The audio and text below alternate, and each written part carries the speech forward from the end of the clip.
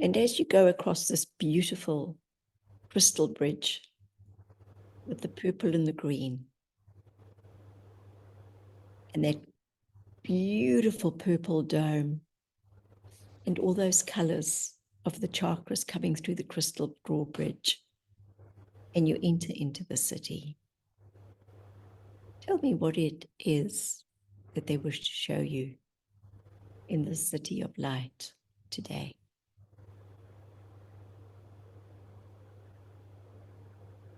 I'm seeing lots of prisms, and then they're showing me the top of Mount Everest. Mm. And only the peak, they're showing me the peak of Mount Everest,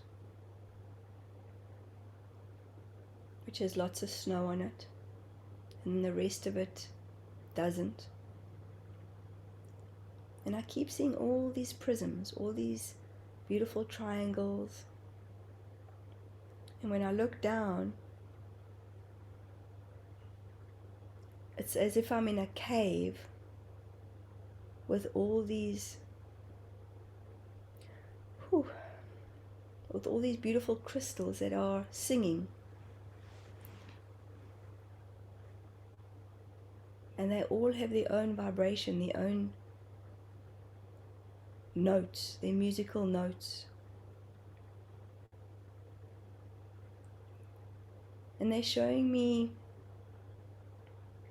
these prisms once again, yet so I'll try and describe it how they're showing it. But when I look down, I see quartz crystal, and you see the prisms glimmering, glistening off, and you see all these different colors that are coming off the crystals, and these crystals are massive. And they're taking me to Mount Everest again, and they're saying that's one massive portal. Hence, people want to get to the summit because they feel the intensity, not only because of the mountain energy, but they feel the intensity of this calling, the soul's calling. And many souls have left themselves there. Yet they take me back to the crystals. And again, when you look down, and these prisms, so I hope I'm describing correctly, but they're golden, and they're maneuvering like this, and they're beautiful, beautiful. I just see, but not solid gold, like you can see through them. And these musical notations, the music from the crystals is maneuvering these prisms of light. So they're saying, think of taking the pyramids, and the pyramids are levitating, and they're elevated, and they're being maneuvered in their vibration. And that's what these crystals are doing across the world at the moment.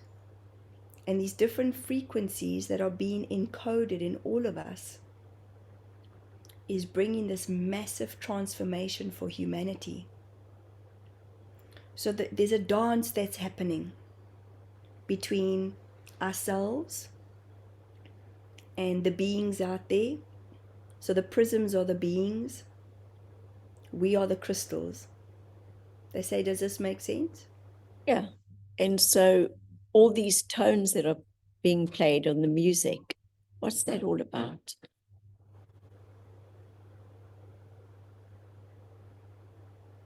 They're showing me 962, 963, 964, 965, and these different scalar waves. And as we are all elevating our awareness, our consciousness, we started many, many years ago talking about the age of Aquarius. Yet nobody knew truthfully what it represented. And this age of Aquarius has been about coming together, yet things need to break before there is change. And that's what's happening. these systems are breaking down. So these new scalar waves, these new frequencies that are coming in, that have been held in these crystals, that have been held in these prisms for eons, centuries and centuries. And they're saying, you see how I'm scratching my head right now? Mhm. People are in disbelief. People are in disbelief as to what is changing with inside of themselves and with inside of life in general. Nothing is true. Nothing is truthful. Yet we are learning what truth is. So hence so many of us are questioning. Hence they showing once again, we're questioning, what is it that we want? What is it that we want? What is it that this doesn't make sense? Nothing makes sense. And these are these new scalar waves, these are the new frequencies that are starting to bring this rapid transformation. They've been held since Atlantean times. Mhm. The Andromedan energy is becoming stronger. The Lemurians are becoming stronger.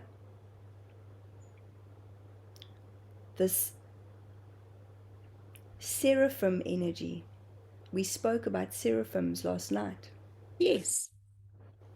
And the seraphims, they show me are think of it like earthworms. Earthworms have tiny, tiny, tiny, you can't see them, tiny little teeth.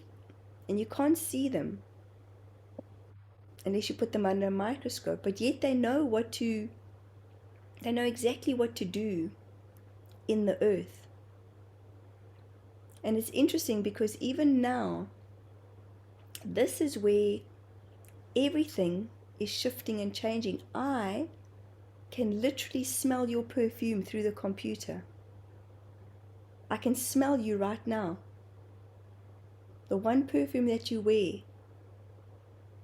I almost stopped myself to go, ooh, is Jill actually on the other side? Because I felt like you were right here, like you did with Angelica. Mhm. So this is part of the change that we all are sensing. And it's not a time to be in fear or scared. These crystals are holding. The earthworms have been holding and doing their work for centuries. They know exactly where to go in the darkness. We don't have to tell them. And they may come out into the light, and then they've got to find or navigate their way back into the darkness again. They're saying, listen to these important words, because we can all resonate with earthworms. And we know that earthworms tune in, they turn over. We take our excess and we give it into the worm farms, and they create for us to gift back to our land, to gift back to our earth. And they're saying, but listen to how they represent so much. They are in the dark and they navigate their way in the dark in the soil, and they come into the light. And they may not enjoy the light, and some of them might get fried by the sun and they leave a corpse. And others manage to find their way back into the dark. And they're saying this is very symbolic of what we are experiencing on earth right now. There is no dark without the light. There is no light without the dark. This will always be within this prism. So, Jill, if you look at, I'm trying to describe it how they're showing me, but they've got the two. If you take, I'll use the pyramids as a reference. If you take the pyramid that's got a point and you take another pyramid and you put it on top of the other pyramid, there's a base. It's flat, isn't it? But there's 2 points. Mhm. Does that make sense? Yes. So they're saying that There's a flat base and a flat base, but they both come to a point. This is what's happening for us as humanity. These prisms and the crystals are creating multidimensional shifts, and those that have been birthed for these times are ready. We are not angry. We are not in fear. We have a strong sense of knowing. And they're saying it's very important that people who hear this message today receive it from a place of knowing. These crystals have been holding these energies, these light codes. We know that these light codes are inside of us. We've had shards. Think of it like a massive big mirror that is just cracked. Some pieces are bigger than others, yet we are always able to see the reflection in our light, our knowing. But sometimes with that cracked mirror, there's a distortion. Depends which piece you pick up.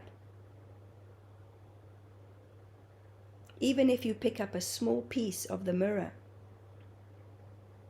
there may be a distortion in how you see yourself. Yet how we see you, there's no distortion, ever. There may be a refraction, there may be a reflection that you don't like about you, that is always showing up, always showing up, always showing up, always showing up. Yet humans have been taught to point at others. And you see it's outside of themselves. Yet when one chooses to take responsibility for the investment in themselves, there is no distortion. You're only able to see you. And when one sees themselves, it is simple. When you break off a piece of crystal, or you receive a crystal that has certain points, we all like the perfect crystals, don't we? Yet those have been shone, those have been made to look good for us. We want to make ourselves look good. This one this morning, while she was putting on her makeup, was really berating herself. She was distorted about who she is, as she kept seeing all the wrinkles, all the fine lines, all the sagging skin. Yet it is not true. It's just how she sees herself in that moment. So again, if we give you a whole base of a crystal, there will be points to the crystal, but there will be broken off points to the crystal too. Notice how we say it, broken off points. Yet the crystal is still in its wholeness. It depends how you perceive to look at it. So the perception of the world is changing. Tell us more about this reflection and this inner work.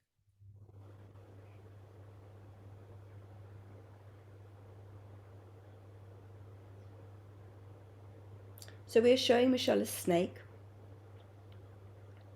and how a cobra rears its head, and we have shared this with you many, many times before. You have seen this too. You have been shown this. And when a cobra rears its head, it is sensing with its tongue, yet it has a forked tongue. And this goes way, way back into the Egyptian times. And a snake feels vibration, doesn't it? Mm. And it senses, yet when it rears its head, which is what humanity has come to, and this time the making, notice how we say this, the making of this whole ripple change, this ripple change was what was so necessary for humanity to wake up and look at the systems that have broken them. You have all allowed these systems to break you in one way or the other. And nobody ever wins from a place of anger. Yet you have been told, and it is true, that the prison systems are broken. And what do the prisons take in, Jill? Broken people. People who are hurting. People who have not been heard.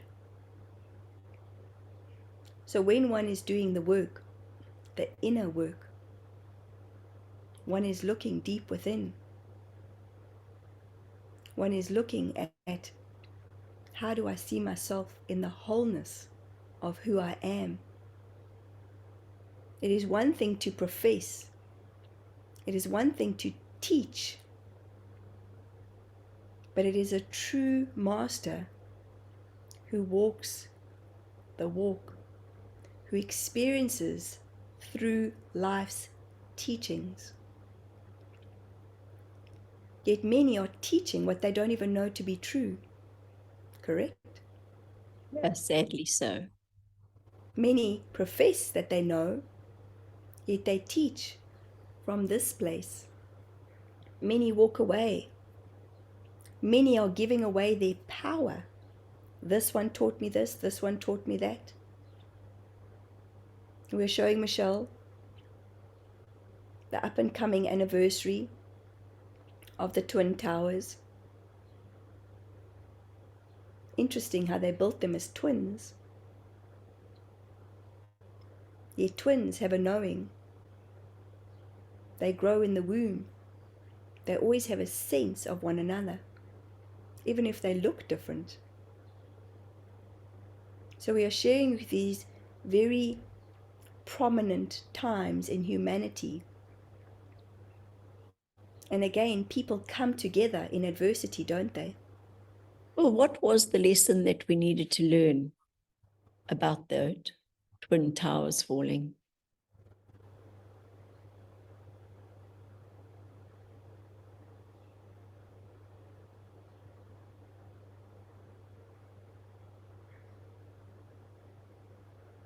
This was a lesson for humanity. This brought the world collectively into a consciousness of love. How many jumped out of the towers? How many wanted to make the last call from the aeroplanes? And the only thing that existed in that moment was all of you held your breath.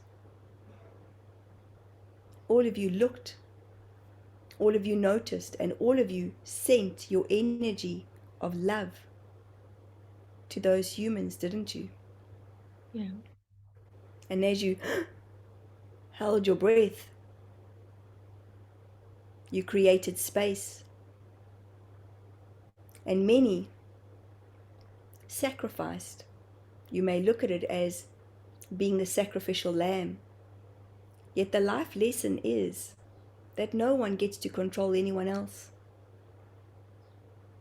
This was a hurting, yet a healing for humanity.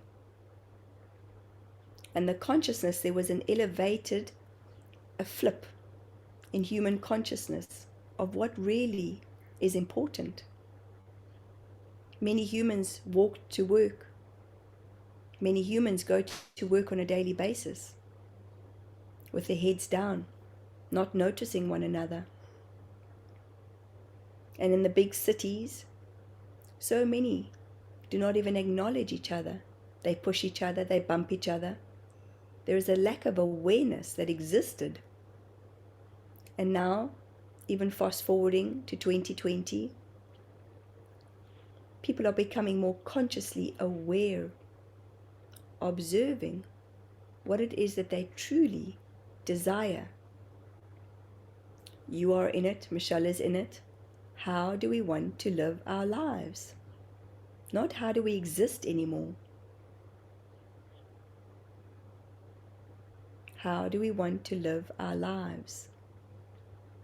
Well, Your it seems life. there's a big difference, sorry to interrupt you, between living and existing. Correct. And when one is in the truth of living, One is experiencing exactly what they need in that moment of time. May we say that you have started to own your own worth. Michelle has started to own her own worth.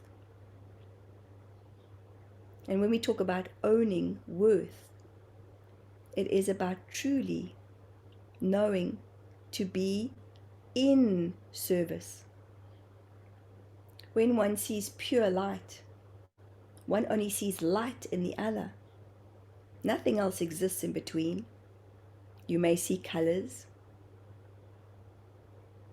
Yet this is what this supposed division that has been created many, many, many centuries ago for humans to re-see one another. There has been a stake, there's been a claim, there's been a we own, there has been greed, greed, greed, greed, greed, greed, greed. And this is the vibration of greed. It crushes the spirit of one. And when it crushes the spirit of one, it crushes the spirit of millions. Isn't this now the time for collaboration rather than competition? Correct. So And what's a this, good way forward? that is a very big question you are asking. Yes.